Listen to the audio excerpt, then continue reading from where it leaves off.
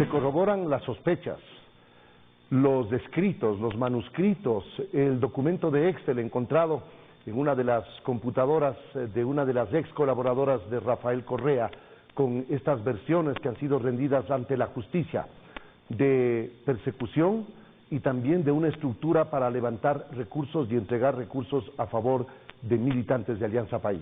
Una de las personas que fue procesada durante el gobierno de Rafael Correa fue el coronel Fausto Cobo, parlamentario andino, ex miembro de las Fuerzas Armadas, que ahora me acompaña.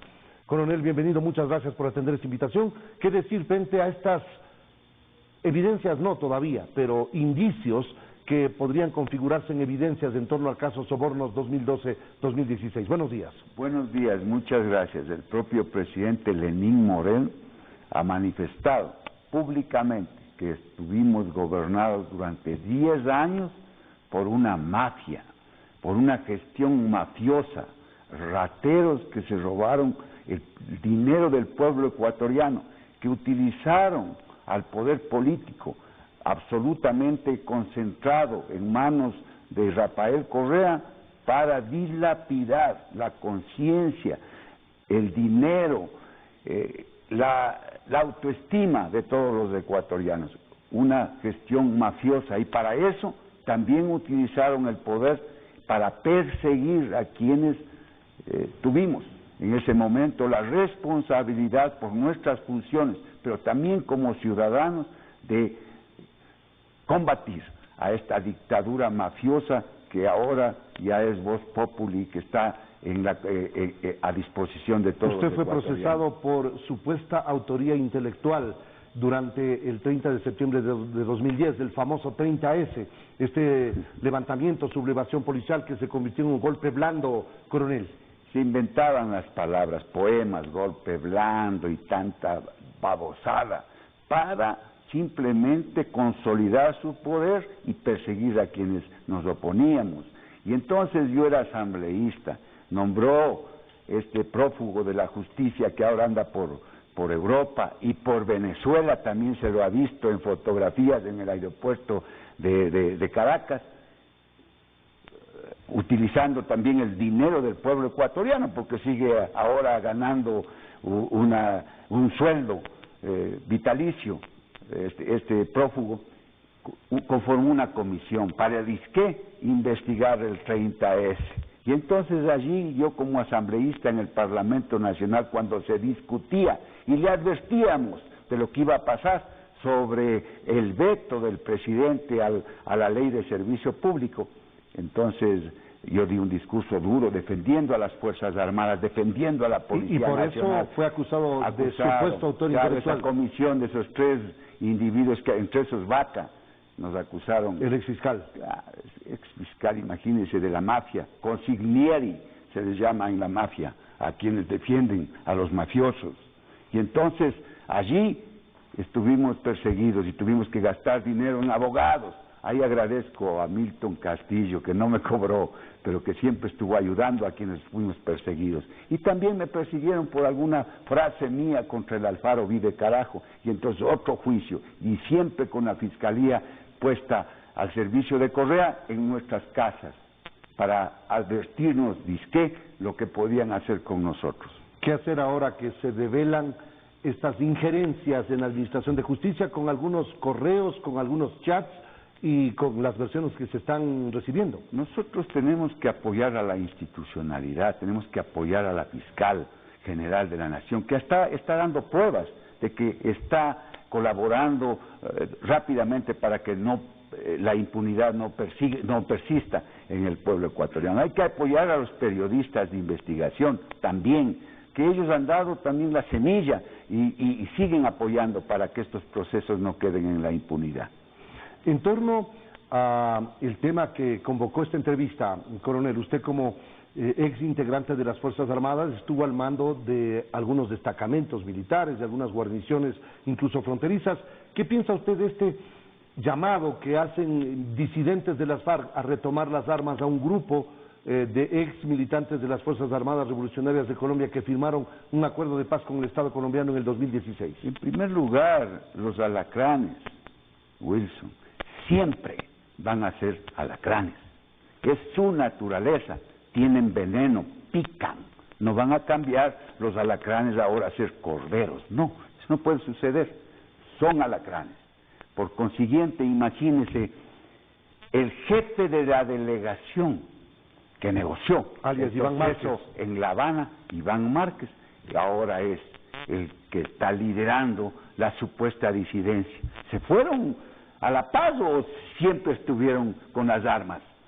Y el otro, Jesús Santrich, después de que firman la paz, legislador, senador de Colombia, involucrado en el narcotráfico.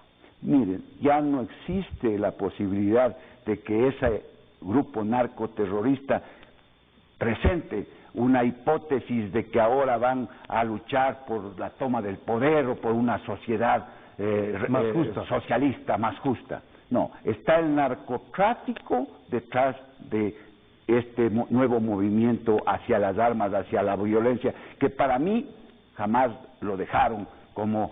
Pero Rodrigo Londoño, alias Timoshenko, del otro lado dice que el 90% de las FARC sigue respetando el acuerdo. Bueno, sí, nosotros estamos a favor de la paz, pues, obviamente no hay mejor ejército que el que no combate, porque obviamente con su sola presencia disuade, pero aquellos que analizan sin conocimiento de seguridad dejaron la hipótesis de la violencia a un lado. Nosotros siempre hemos mantenido que las amenazas siempre hay que considerarles en las apreciaciones de seguridad, estén presentes o sean potenciales, porque caso contrario es una irresponsabilidad. Y ahora mire lo que está sucediendo. Pero también detrás de este movimiento está Cuba, está Maduro en Venezuela, está el Foro de Sao Paulo. En política no hay coincidencias. Hace apenas un mes se reunió el Foro de Sao Paulo, cónclave de todos los gobiernos extremistas radicales y también de los grupos terroristas del mundo. Ahí está Hezbollah, ahí están otros grupos terroristas de todas partes del mundo, está el Ejército de Liberación Nacional. Maduro hace pocos días dijo que bienvenido el Ejército de Liberación Nacional. Allí en esa guarida están, por ejemplo, los prófugos de la Revolución Ciudadana, algunos prófugos de la Revolución Ciudadana. Correa ha visto en el aeropuerto, y la frontera norte, la frontera de Colombia con Venezuela, especialmente la occidental, quieren convertirla en frontera caliente. ¿Qué? Y ahí están los grupos ahora terroristas, utilizando el poder para complicar la vida a Colombia, pero también nos complican a nosotros que hemos sido víctimas durante 60 años. ¿Qué consecuencias puede tener este anuncio, por más que sea marginal la disidencia que retome las armas? Pero tiene una incidencia directa, como siempre, en la frontera norte ecuatoriana, desde luego, porque habrá que reforzar los controles, habrá que seguir haciendo una protección de fronteras permanente, y eso cuesta dinero, y también la utilización de recursos del Estado, como son las Fuerzas Armadas. ¿No se va a distraer con esta utilización o intervención de las Fuerzas Armadas en la lucha contra la delincuencia que ha decidido el presidente de la República, de la tarea que deben cumplir en la frontera norte, una frontera porosa? Es que la seguridad es integral, y entonces todo tiene que ver con la seguridad, es convergente. No puede usted, para hacer un análisis de esta naturaleza, separar la política interna con la internacional, no puede separar lo político de lo económico, de lo social, es integral, y tiene que ver. Palabras de el doctor Huerta, después de que fue presidente de la comisión para analizar el tema de Angostura. Vivimos una narcodemocracia. Francisco Huerta Montalvo. Vivimos una narcodemocracia.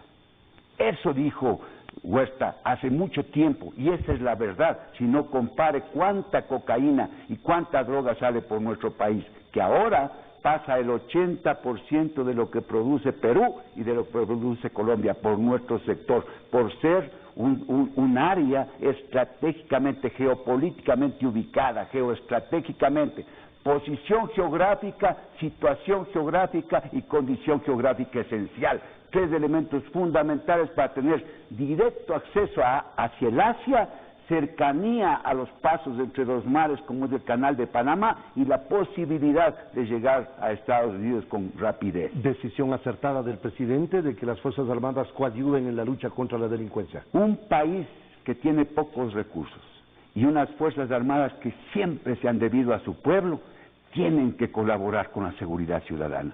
Caso contrario, quedan deslegitimadas porque el pedido de la ciudadanía, que es el mandante, dice: ayúdennos a combatir a ese mal que significa la delincuencia, el crimen organizado y el narcotráfico. Coronel, muchas gracias por atender esta invitación. El coronel en servicio pasivo del Ejército, Fausto Cobo, parlamentario andino, representante del Ecuador ante esa instancia internacional que ha estado con nosotros.